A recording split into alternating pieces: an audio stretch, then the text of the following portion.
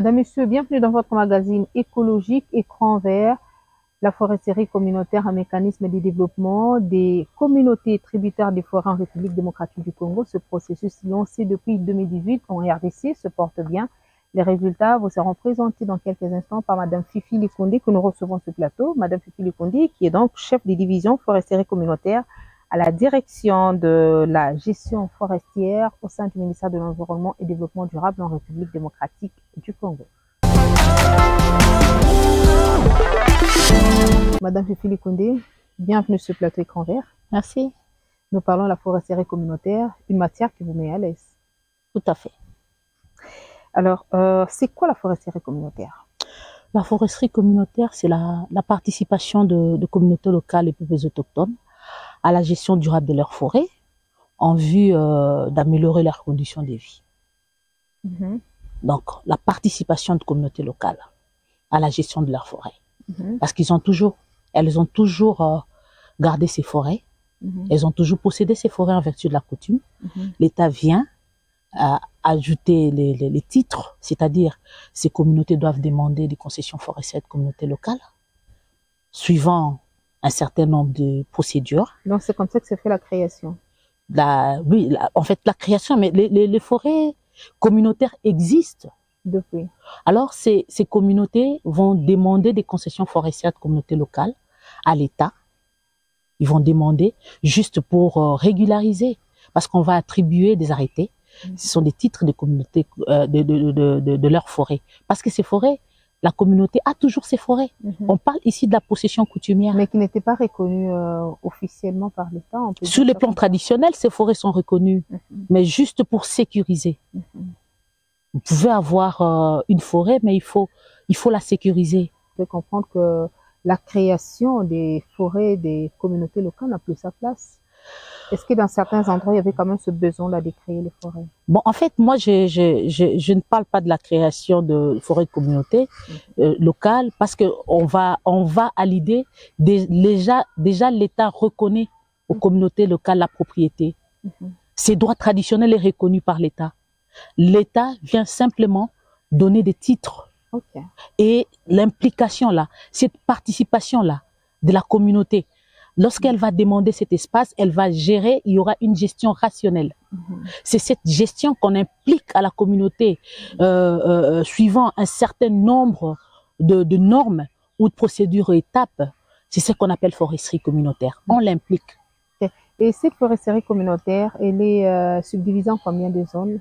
Cette forêt des communautés, est-ce qu'on peut comprendre que toute la forêt est destinée à l'exploitation, par exemple forestière ou aux activités champêtres? Comment est-ce que ces communautés arrivent à s'organiser avec cette forêt? La communauté, lorsqu'elle demande sa forêt, l'État attribue, c'est-à-dire le gouverneur attribue un arrêté, donne l'arrêté d'attribution. Dès lors qu'elle a déjà son arrêté, le gouverneur attribue une concession forestière de communauté locale. La concession forestière de communauté locale doit être gérée rationnellement. Avant de gérer et exploiter cette forêt, il faut un plan simple de gestion. L'administration, c'est-à-dire la République, l'État congolais a mis aux parties prenantes, a mis à la disposition de toutes les parties prenantes un guide opérationnel d'élaboration du plan simple de gestion. Donc la communauté doit élaborer son plan simple de gestion pour gérer et exploiter sa concession forestière de communauté locale. En élaborant son plan de gestion, il y a des étapes. Parmi les étapes, il y a l'affectation de zones spécifiques. Il y a ces zones qui peuvent affecter pour l'exploitation, une zone affectée pour la conservation, si cette communauté veut opter pour, par exemple, les paiements de services environnementaux à travers la vente des crédits carbone. Donc, et c'est ça. Ce plan va programmer l'exploitation de la concession forestière de communauté locale. Mais est-ce que depuis que ce processus est en train d'être mis en œuvre en République démocratique du Congo, on peut comprendre qu'il y a quelque chose qui a changé sur le plan de la gestion des différentes ressources naturelles? Je vais d'abord rappeler que cette attribution elle est gratuite, sans frais. Donc le gouverneur attribue gratuitement. Et elle est perpétuelle, ces titres. la concession forestière de communauté locale est perpétuelle. Donc, la superficie maximum, c'est 50 000 hectares. Et ces concessions forestières de communauté locale ont le droit. Il y a la diversité d'options dans l'exploitation. Donc, la communauté peut en faire ce qu'elle veut, mais dans la gestion rationnelle. Parce qu'on a parlé de la gestion durable. L'éco-découverte se focalise sur la cérémonie de remise des titres forestiers communautaires Yayi Nyongo. Éco-découverte.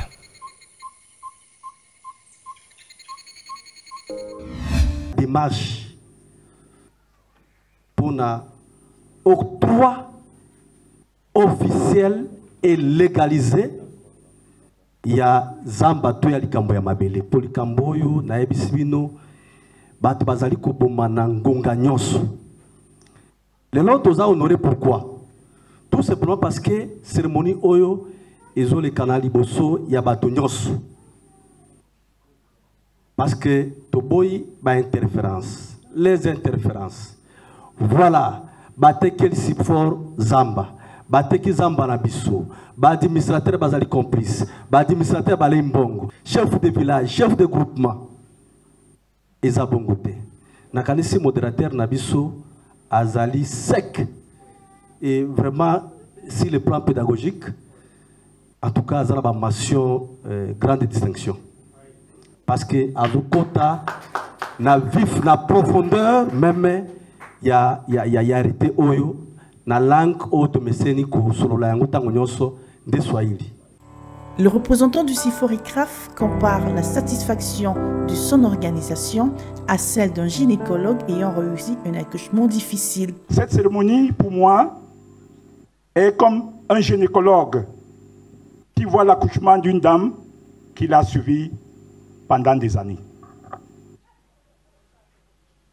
En effet, depuis juillet 2019, l'OCIFOR et ses partenaires ont accompagné la communauté locale de groupement de Yayi Nyongo dans le processus de foresterie communautaire conformément à la disposition réglementaire prescrite dans le décret numéro 14/18 du 2 août 2014.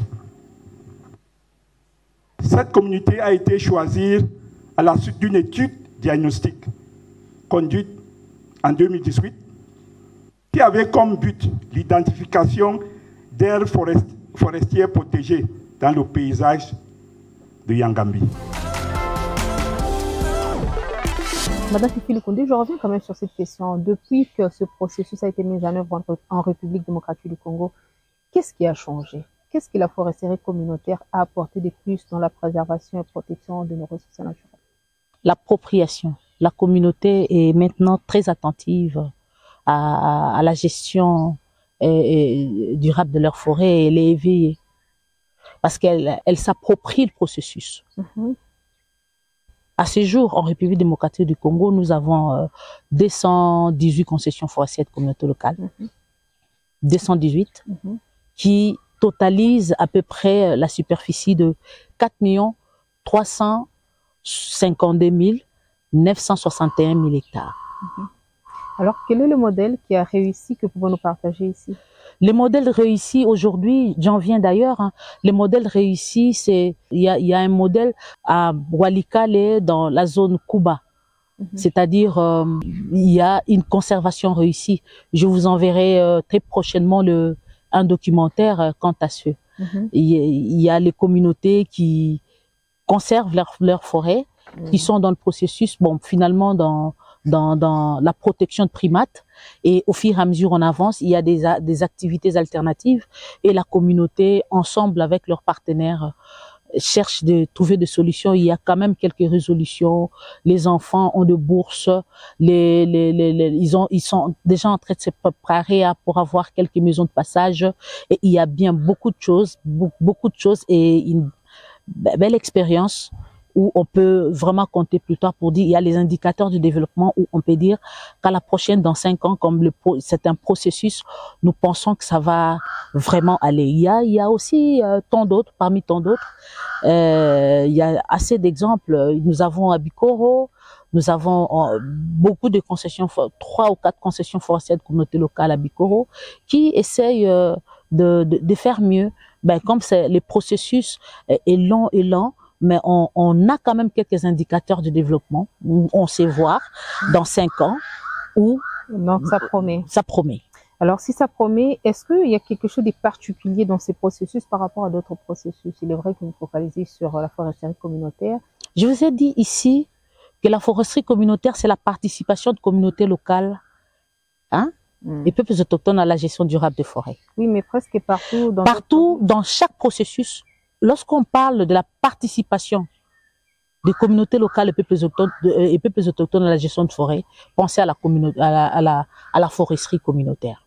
Ben, je vois le processus de vente de carbone, même s'ils n'ont pas demandé de concession. Les communautés sont impliquées. Exactement. Vous voyez, on ne parle pas nécessairement de concession forestière de communautés locales.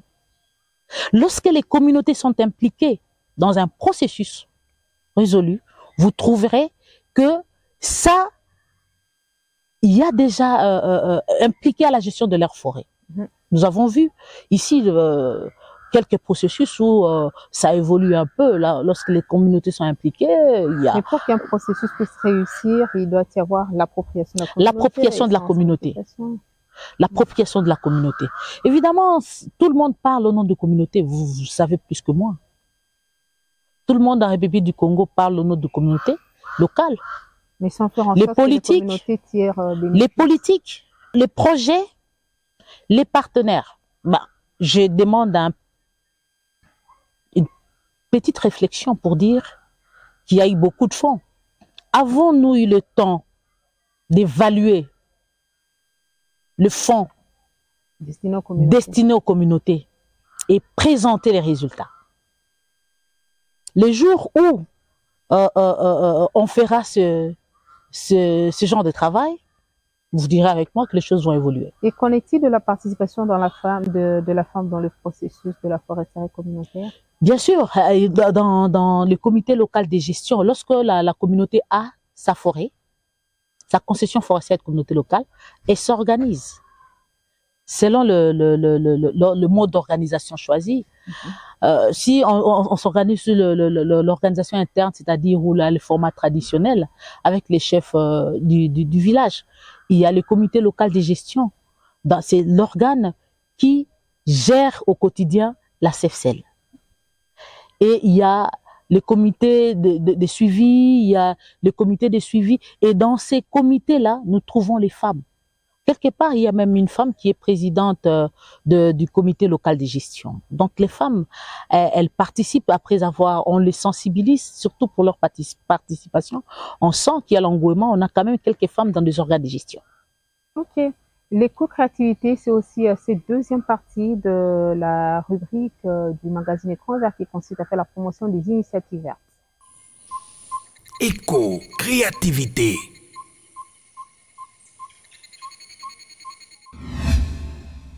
La remise faite, il reste d'accompagner la communauté locale de Yaïnyongoromé dans la mise en œuvre d'un plan de gestion. Maintenant que les titres de concession ont été accordés, le vrai grand travail commence maintenant. Un plan simple de gestion doit être fait et la communauté locale doit commencer à gérer à travers ses organes de gestion la concession d'une manière rentable, sociale et dans le respect de l'environnement.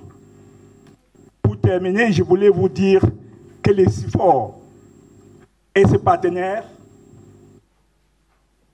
sont prêts à continuer l'accompagnement de la communauté locale. Les arrêtés du gouverneur rendent cette communauté propriétaire d'à peu près 11 000 hectares de forêt communautaire. Pour le chef coutumier, c'est un exemple à suivre. Vraiment, et pas nanga eza esengo mingi parce que tozaki pe kokakatana pona makambo oyo ya Nyongoromé depuis makambo esalemaki donc bato bazaki pe koloba ebele na sens moko ya mabe no bateki zamba na bango basali boye donc babitumba pe bato mosusu ya secteur mosusu bakoteli bango na babitumba kuna pour kaka makambo ya zamba. Vraiment ndenge makambo o lelo nano esili ngape na sepeli mingi na bandeko mosusu pe basepeli pe toyoki tina nini oyo ya Nyongoromé ndenge basingaki zamba na bango ekozala pe sengo mingi epa na biso ba mosusu pe ezali emonisi pe exemplaire epa na biso ba mosusu ba groupement mosusu na ba secteur mosusu bo bayaki comme invité bamoni yango donc oyo nyonso bazalaki kolobama eza pamba epa na nga nakoki kaka koloba na bandeko mosusu basali nano te ke biso nyonso tolandela ndenge oyo tosomba mikanda ya zamba na biso parce que balobi ete le sol et le sous-sol appartient à l'État esengeli pe biso bao totikali tosenga mikanda ya zamba na biso epa ya l'État. Rappelons que ces arrêtés provinciaux ont été signés le 14 juillet 2023. C'était à l'issue des travaux de la 8e édition de la table de l'Union européenne. Alors, vous avez dit que l'acquisition de ces forêts est gratuite. Déjà que ce sont des forêts qui appartiennent aux communautés locales. Mais est-ce qu'il y a un aspect contraignant, dire par exemple qu'aujourd'hui vous avez saisi l'État, mais si vous n'arrivez pas à respecter tel et tel autre principe, vous courez des sanctions et tout? Mais la gestion, elle est définie par la loi. Il faut le respect strict. Le défi, c'est que le respect strict, tout en respectant la loi bien sûr, mais les communautés sont confrontées à des attitudes parfois des autres autorités politico-administratives qui mettent en mal les processus. Ou à un certain moment, vous avez vu dans la province de Mai-Ndombe où un gouverneur avait décidé de donner 300 hectares par communauté. Là, c'était avant, bien qu'il est revenu sur sa décision à attribuer des concessions forestières de communautés locales en bonne et due forme. Donc comme ça. Donc, vous faites allusion au gouverneur Gentile Ngobila. Excusez-moi, mais je n'ai pas cité le gouverneur, si je me souviens plus. De voir la période, oui. Qui a attribué 300 hectares à chaque communauté au moment où la communauté avait son espace, parce qu'on délimite les concessions forestières de communautés locales. On connaît sa superficie. Un gouverneur donne 300 sans déterminer les limites. Vous voyez, donc ça, c'était des violations graves comme ça. Et ça pouvait être à la base de certains conflits. Bien sûr. Aujourd'hui, à Kisangani, il y a un chef de secteur qui se réveille et demande au comité local de gestion de ne plus suivre le processus de gestion dans leur CFCL. C'est grave. Simplement parce que dans une concession forestière de communauté locale, il y a des miniers qui ont beaucoup d'influence. Au Katanga, par exemple, des miniers sont allés tracer la route vers la concession forestière de communauté locale. Et en cas de pareille situation, comment procéder? En cas de pareille situation, nous sommes en train de suivre, c'est-à-dire c'est les gouverneurs des provinces qui doivent suivre le processus. Ou traduire justement ces gens à la justice. Vu que cette histoire, les gens ne veulent pas respecter et nos communautés n'ont pas de moyens, elles sont vraiment en train de subir des injustices. Alors, en cas de conflit, comment arrivez-vous à résoudre le problème au sein des différentes communautés? La première étape, donc à l'étape de demande d'attribution, il y a la loi est claire. La loi dit, si une communauté demande une concession forestière de communauté locale et qu'il y a peut-être des conflits, parce que dans la procédure, il faut présenter, afficher, faire l'affichage, il faut des enquêtes. Et dès lors qu'on trouve qu'il y a des conflits, le gouverneur, avant l'attribution, va convoquer les conseils consultatifs provinciaux des forêts. Et le conseil consultatif provincial des forêts va statuer sur la question. Dire si on peut attribuer ou n'est pas, parce que si il y a beaucoup de conflits, on ne peut pas attribuer quelque chose qui a beaucoup de conflits. Et c'est ça. L'espace, d'abord, j'avais oublié de dire que l'espace de la concession forestière de communauté locale est quitte de tout droit. On ne peut pas trouver de superpositions là-bas. Des titres où quelqu'un est en train de faire autre chose, ou ces lieux étaient déjà affectés à autre chose. Donc, c'est généralement ça. Mais pour résoudre des conflits, on va simplement voir le gouverneur pour lui demander de voir qu'est-ce qu'il va faire. La gestion des conflits, mais dès lors, la communauté locale a sa CFCL, mais peut traduire en justice. Les personnes... La justice, c'est pas un problème, mais pour saisir la justice, il faut aussi avoir des moyens, en nous savant que les communautés sont souvent pauvres. Les communautés sont souvent pauvres, oui. Voilà pourquoi les gens qui ne respectent pas la loi déstabilise nos communautés dans un processus aussi défini par la loi de la République démocratique du Congo. On va passer au concept vert. Concept vert.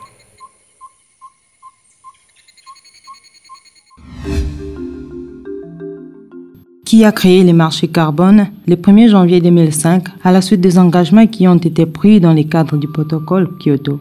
L'Union européenne a créé le plus grand marché du carbone au monde. Le protocole de Kyoto est un accord international qui a pour objectif de réduire les émissions de gaz à effet de serre au niveau national et mondial.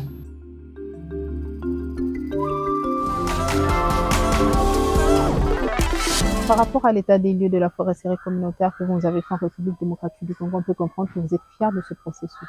Je suis si fière de ce processus, bien qu'il y a quelques ailes des autorités politico-administratives qui veulent justement déstabiliser le processus par leur habitude, parce qu'ici, lorsqu'il y a des lois, les gens enfreignent à la loi comme ça, parce qu'ils veulent.